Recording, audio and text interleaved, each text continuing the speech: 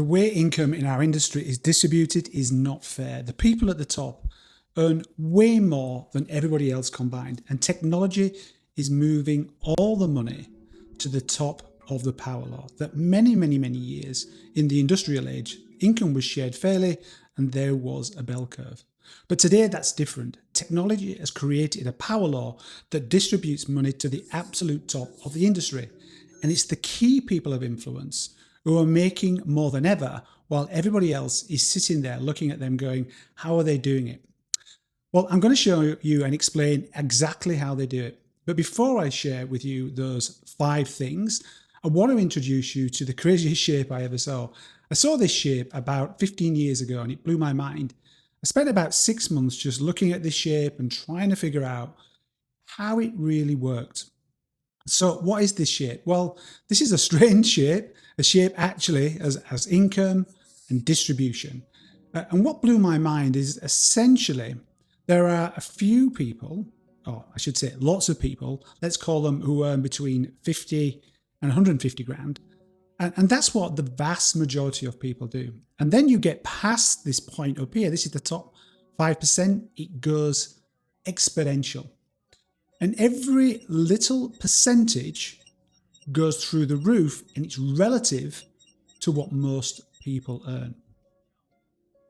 So plenty of people in this pointy end of the shape are earning, 600,000 a year plus, or even $1 million a year. And the income over that just goes absolutely off the charts. Now, what I discovered is that this shape happens in every industry, and you can almost look at any industry and think of, where would you get the vast majority of people earning more or less than 50 or 150 a year?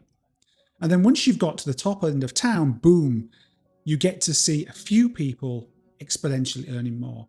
So I became fascinated by this and I wanted to understand what was going on here.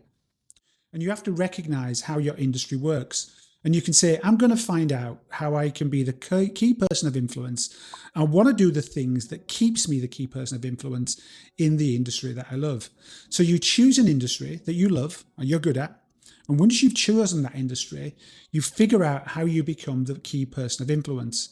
Now, to become the key person of influence in any industry, the functional skills that got you here are not going to get you to become the key person of influence. But you do need 5 new skills that most people in the industry don't have. So let's go through these 5 key skills that makes you the key person. So number 1, the first skill is what I call pitching. Pitching is where you have the ability to enroll people in new ideas. It's to get people excited about something that, they haven't really even thought about. Somebody woke up, they weren't even thinking about this particular idea, and they saw Alex Hormozi talking about it and went, oh my goodness, I'm interested in that. They saw Cody Sanchez saying, wouldn't it be great to buy this kind of business? And they go, oh, I'm going to buy that kind of business too. What happened is that the key person of influence pitched a mad idea, but being a key person of influence is the journey of 1,000 pitches.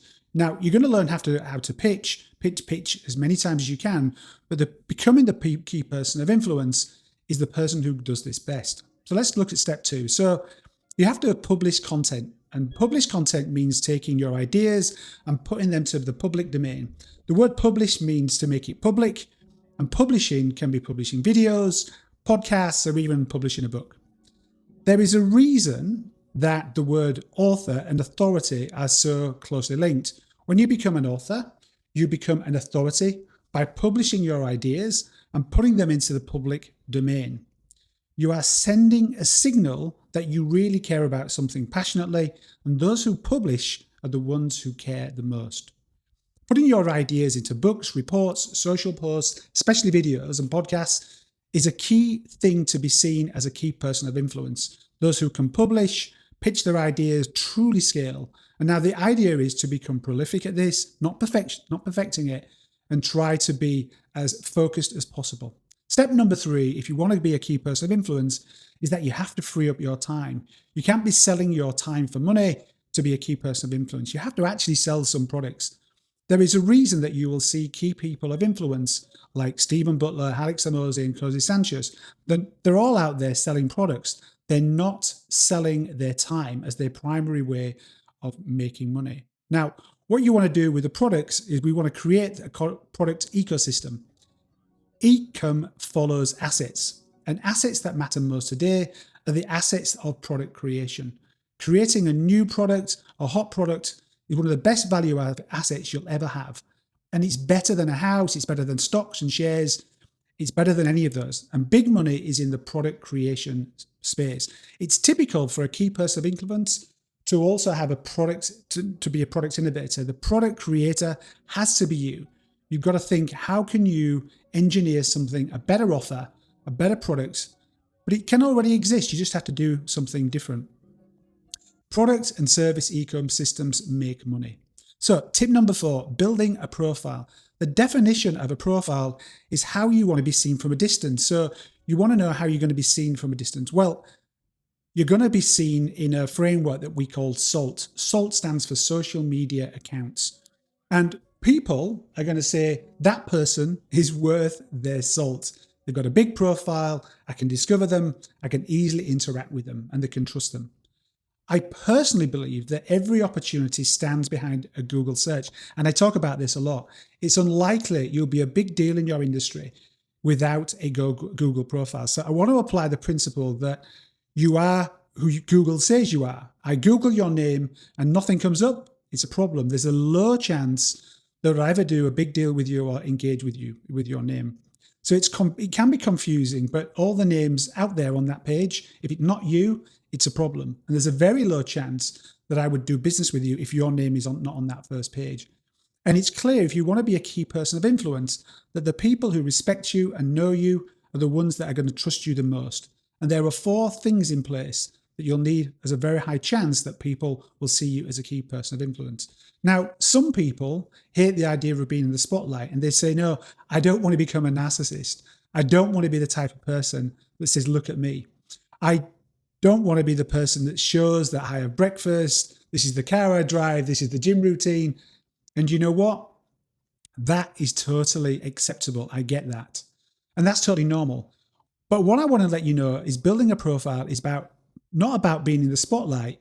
It's about building a profile that means you become the spotlight. The goal is not to say, look at me. It's to say, look at this. You're not saying, check me out. It's amazing. You're saying, check out these ideas. These ideas are amazing. And you're going to get famous by the success of your clients. You're going to put your clients in the spotlight. So the goal is not to chase the spotlight, but it's to become the spotlight. And step 5 is partnerships. Partnerships is where you can be the key person of influence. You team up with other people of key influence in your industry. And this is where you get access to unbelievable multiplier effects of those partnerships. So 1 + 1 = 11, because if you can do great partnerships, this is where you can become incredibly powerful multiplier effect. Someone's got the money, they've got the partnerships, and you can be an investor in them. Today, this is where all the work is focused on. Someone who's got 1 million email addresses that you could partner with, you could do an email campaign with them and your expertise. This is a great partnership. And you just don't need to know all the structure behind it, just find those partnerships. Now, if you have any doubts whether you could do this, I want to reassure you, you absolutely can. Even if you've got youth as an asset, youth can be an asset, but experience can also be an incredible asset as your intellectual property and your ideas and your expertise. So I want you to trust that you've got something of value, and you just need to explore what those 5 pieces are, pitching, publishing, product, profile, and partnership. And if you go through that, you can turn this little bit of value that you've got into something that scales and a genuine business.